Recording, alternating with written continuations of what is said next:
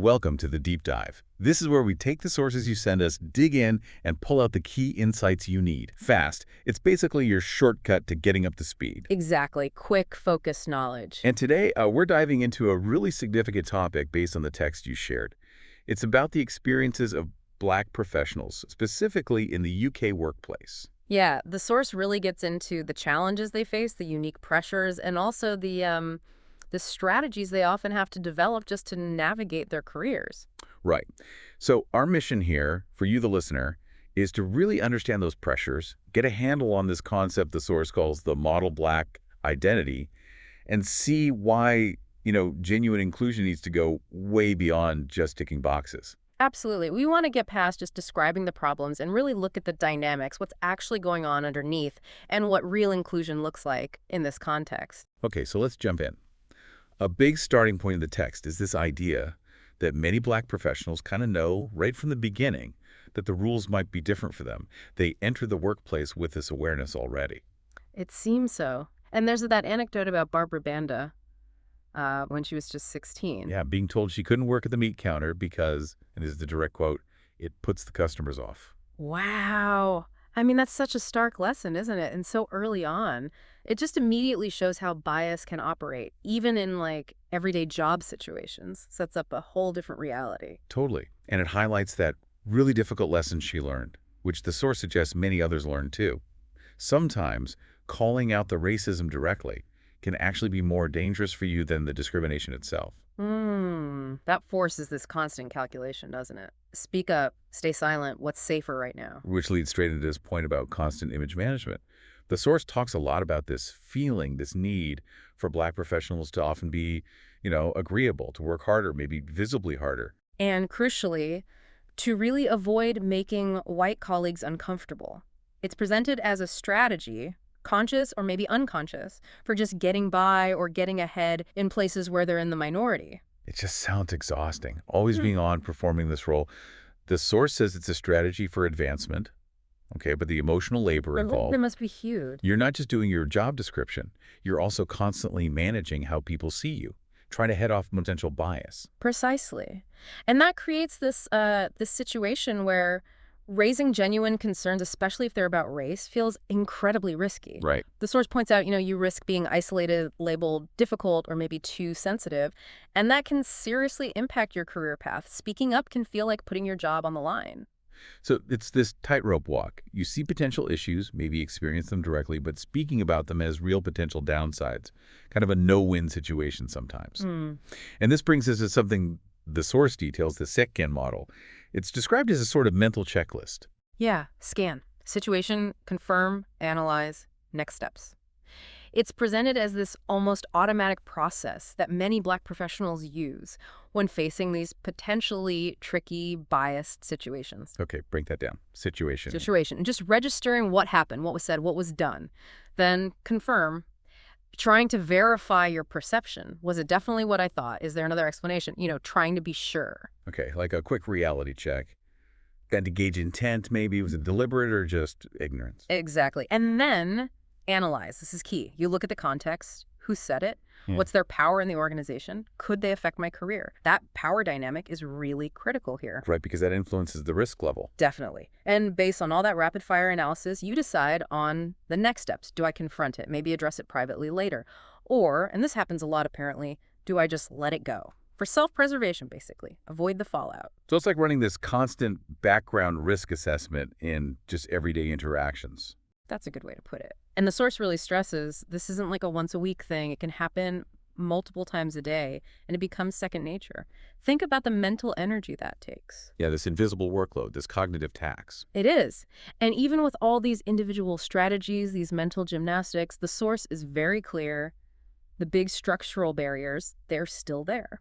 Yeah, the stats cited are pretty sobering, aren't they? They really are. When you look at FTSE 100 leaders, senior civil servants, top journalists, the percentage of Black people is tiny, way below their representation in the general UK population. And even in places like healthcare, where you might see more Black faces in, say, nursing or frontline roles. Right. But the data shows a big drop-off when it comes to promotions into senior management. Big disparity there. So it highlights this gap, doesn't it?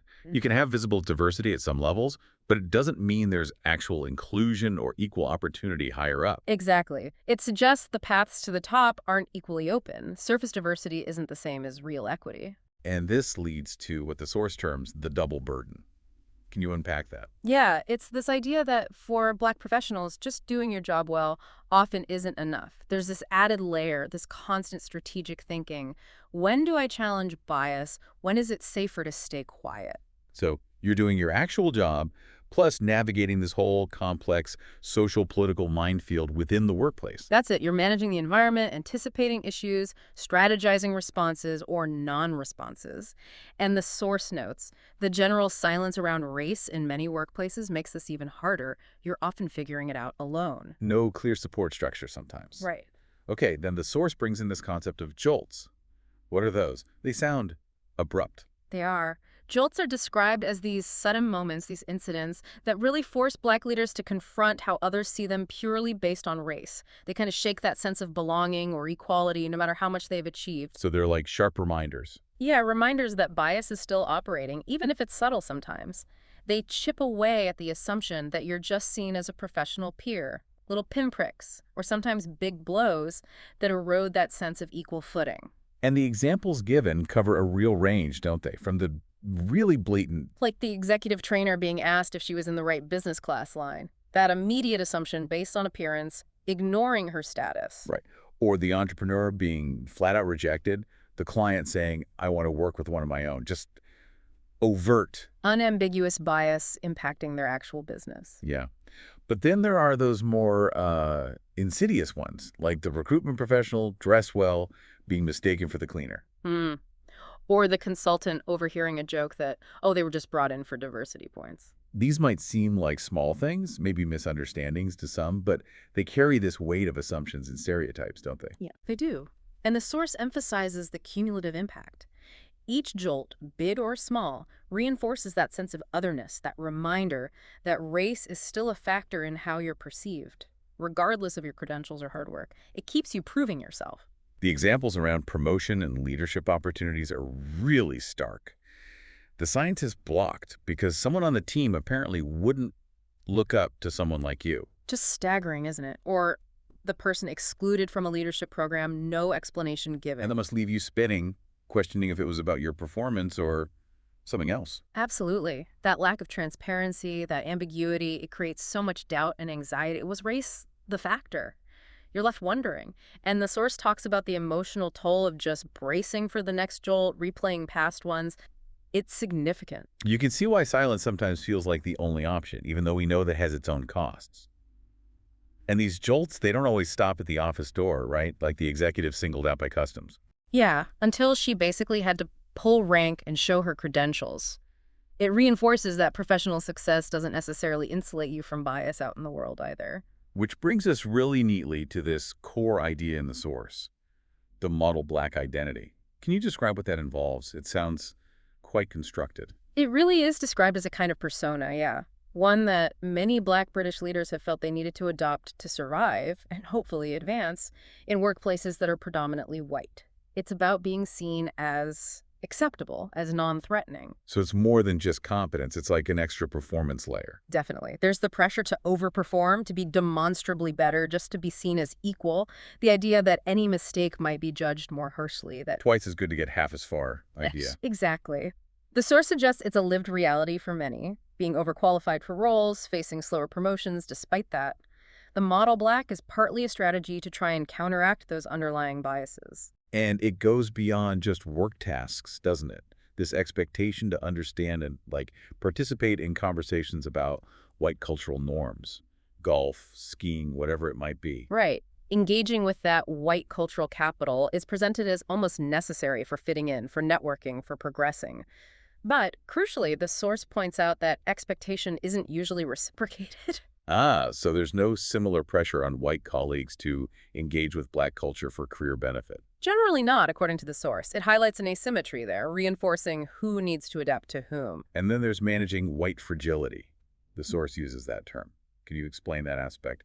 For clarity, white fragility refers to the discomfort and defensiveness that can arise in white individuals when race or racial inequality is discussed. It refers to this need, as described in the text, to navigate conversations about race very carefully, to avoid triggering defensiveness or negative reactions, which could lead to being labeled, aggressive or seen as playing the race card. Sounds like walking on eggshells. It does. It means often downplaying or avoiding direct talk about race, even when it's directly relevant to your experience. And even when you do all this, manage everything perfectly, achieve success.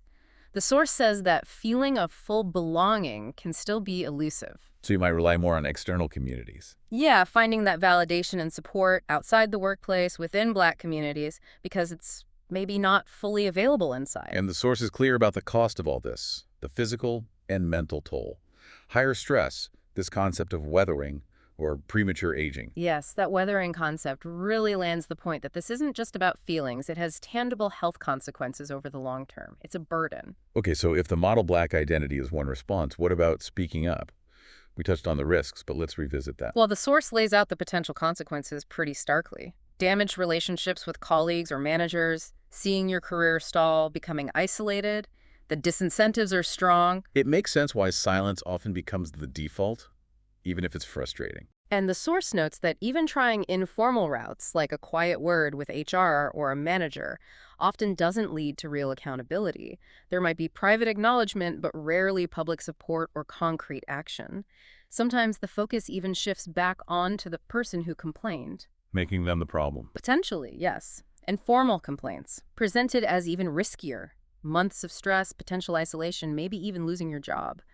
The system isn't always set up to protect the complainant in these situations. It's a bleak picture if you feel you need to challenge something. It is. And the source adds a nuance here, too. It says, look, not every comment or action is intentionally racist, but it's the cumulative effect of experiencing these things repeatedly, the expectation that you just have to absorb them. That's what's really exhausting and damaging. The constant drip, drip, drip of microaggressions. Exactly. And you see the impact in the stats about disengagement. People who feel they can't speak openly are much more likely to check out, to think about leaving, though importantly, the source frames silence for many Black leaders not as weakness, but as a conscious strategic choice based on assessing those risks. A calculated survival strategy. In many cases, yes. But the landscape might be shifting, or at least there are questions being asked. The source talks about how assimilation, fitting into that model Black mold, was maybe seen as the only way for a long time. But younger generations are pushing back. That's the suggestion. They seem less willing to just tolerate toxic environments or conform at the expense of their own well-being. They might be more inclined to just leave an organization where they don't feel they belong or can be authentic. They're prioritizing themselves differently, perhaps? Perhaps. And of course, the increased focus on racial equity after George Floyd's murder and the Black Lives Matter movement, that's definitely spurred more conversation in some places, more diversity initiatives. But the source adds a caveat there too, right? Yeah, it notes that sometimes these initiatives can inadvertently put more burden on Black employees, expecting them to educate colleagues, lead DEI efforts. Like another job on top of their actual job. Kind of. And also that even with diversity programs, skepticism about their qualifications might still linger beneath the surface. So more talk, some action, but maybe not fundamental change everywhere yet. The source mentions a few other potential paths beyond the model Black. Briefly, yeah. The exceptional Black, someone whose talent is so undeniable they can maybe operate with more freedom. The independent Black entrepreneurs, consultants who are outside the traditional structures.